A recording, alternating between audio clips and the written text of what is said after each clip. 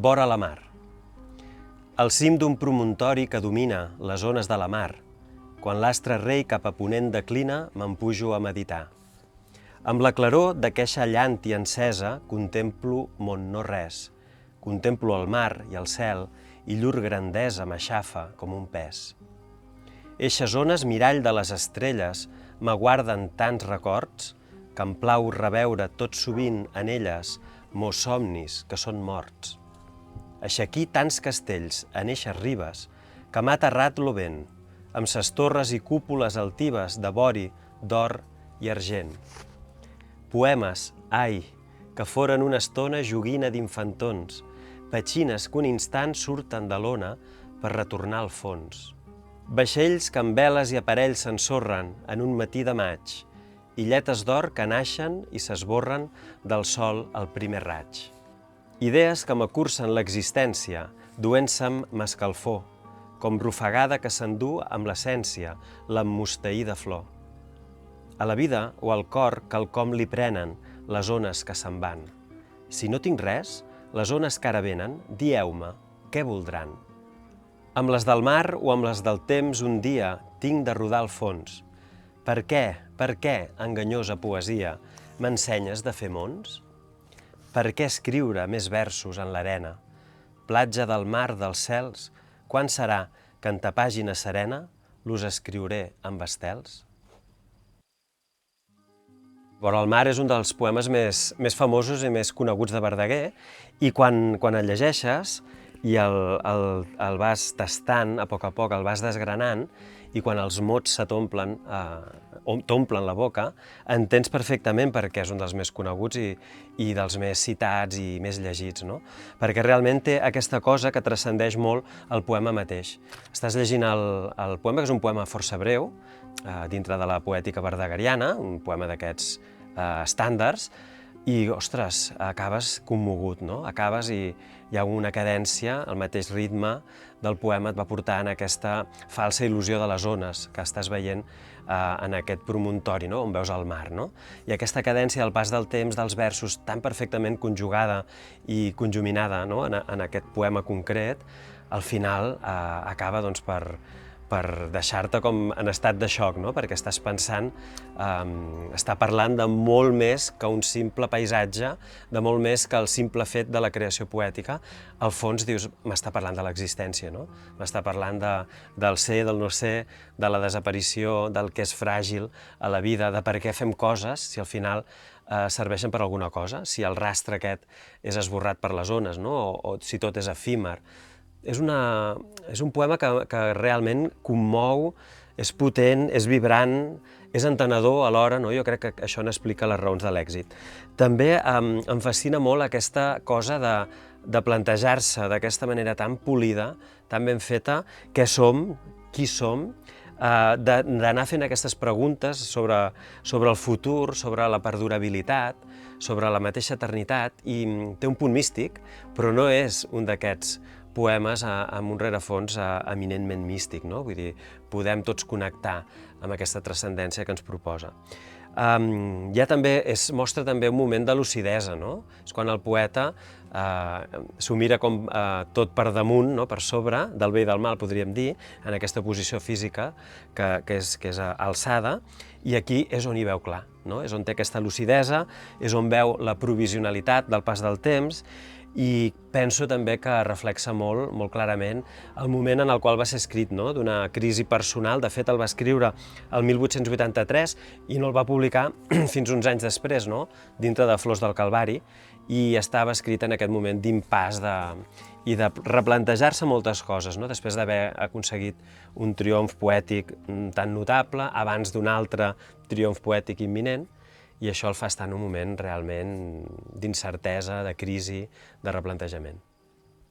Hi ha una cosa en aquest poema que, primera, que és la pulcritud, aquesta polidesa formal, no? Com de bé Jacint Verdaguer sabia transmetre el que volia transmetre amb el vers necessari. En el cas d'aquest poema, que són 10 quartets, on s'alternen versos decasíl·labs amb hexasíl·labs, amb l'art major i l'art menor, i on hi ha aquesta rima consonant encadenada, que ràpidament et remet a la cadència aquesta de les ones, no? D'aquest vaivé, d'una manera visual, física, gairebé, quan llegeixes el poema, però també en aquesta musicalitat, en aquest ritme.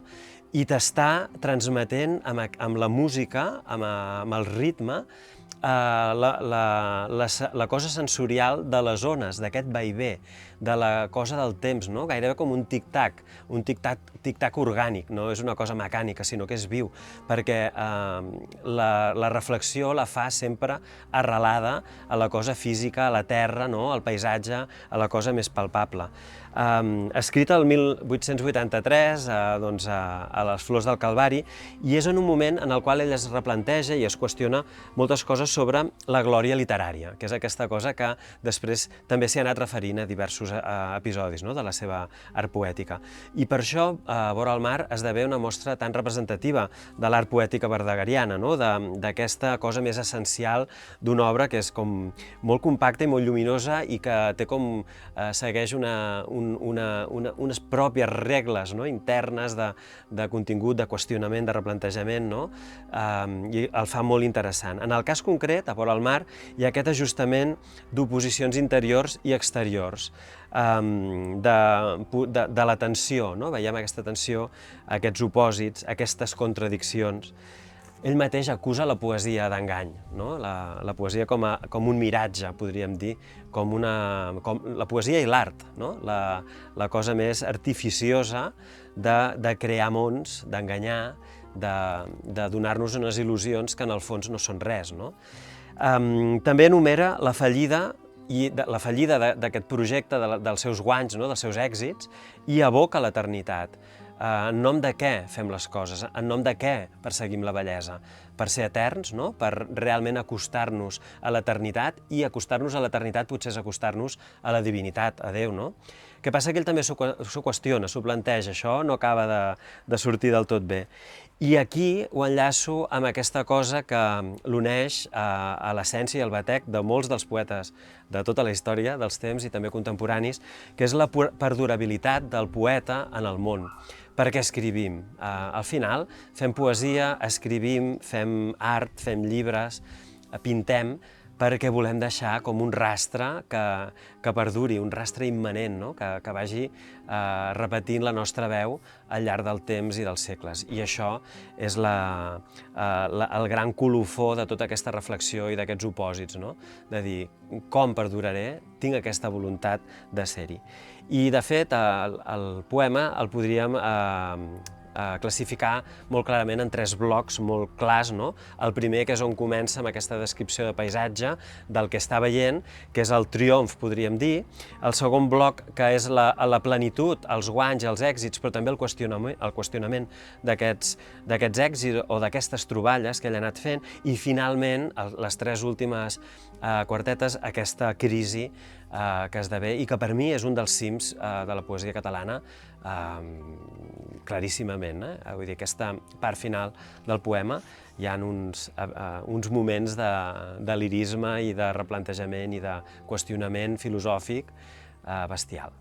També hem de tenir en compte el context, no?, on establim Verdaguer com a autor. Ell és un poeta romàntic i aquest poema mostra clarament alguns dels trops i dels punts que l'identifiquen claríssimament amb el gènere i amb el romanticisme, no? El primer, que de fet el poema comença així, amb la descripció del paisatge.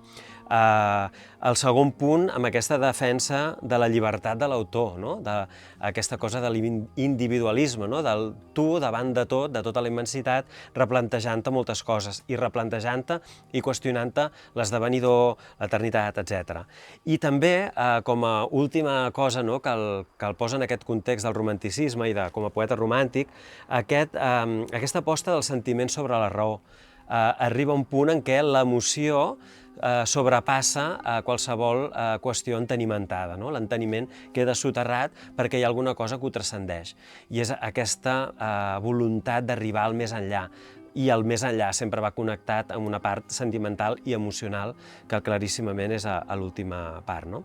Aquí m'agrada molt aquesta part, ara que parlàvem del context aquest del poeta romàntic, aquest inici del jo poètic, del poeta, dalt del turó, no? D'aquest turó, que aquesta és una imatge eminentment romàntica del romanticisme, amb aquests grans cims, no? on els autors s'exposaven a la immensitat, no? I aquí també veiem que des d'aquest lloc, no? Des d'aquesta torre, on podeu observar el món, el que veu també és el temps, no? El pas del temps, l'eternitat, la persecució de l'ideal, no? De l'ideal de bellesa, de l'ideal poètic, i també, en darrer terme, aquest engany, que ja no és només l'engany de la poesia, l'engany que ell creu, no? Que la poesia presenta, sinó l'engany, la il·lusió de la vida mateixa, del món. Clar, del poema hi ha algunes imatges, o justament hi ha aquesta quarteta, no? Que diu: poemes, ai, que foren una estona joguina d'infantons, petxines que en un instant surten de l'ona per retornar al fons, que són, per mi, d'una bellesa i d'una amplitud, potser de les més reeixides de tota la poesia catalana, no? Com concentrar en aquests 4 versos aquesta cosa que t'interpel·la molt més enllà de l'ofici de poeta o de l'ofici d'artista, no? Que en realitat t'estan interrogant com a ésser humà de què és el que fas aquí, quina utilitat té això, i a més, aquesta part lúdica, no? De la joguina d'infantons, la connexió amb la part, no? més de l'infant, del poeta pur, no? D'aquesta cosa, de la part més lúdica, i diu: petxines que un instant surten de l'ona per retornar al fons. És aquesta cosa que ara veus i no veus, aquest moment de felicitat, aquesta guspira, aquesta espurna que sembla que brilli, que sigui impressionant i bellíssima, però que desapareix en un no-res, no? I aquí és la grandesa, no? D'aquestes imatges, de com ell explica i et posa no sé, a nivell terrenal, quan diu: en realitat, què som? Potser no som res, no? Jo crec que si Verdaguer us fa por, us espanta i penseu hi haurà una distància entre el nostre jo d'ara, la nostra contemporaneitat i el que proposa, la millor manera per perdre manies i perdre-li la por és començar per llegir Vora el mar. I això serà un ham perfecte per entrar en aquesta poètica verdagueriana, per entrar al seu món, per entrar en aquesta tensió entre la cosa terrenal, la cosa de l'eternitat, i penso que és un poema que us pot obrir mons i us pot reconciliar molt amb aquest prejudici que podríeu tenir alguns de vosaltres amb Verdaguer.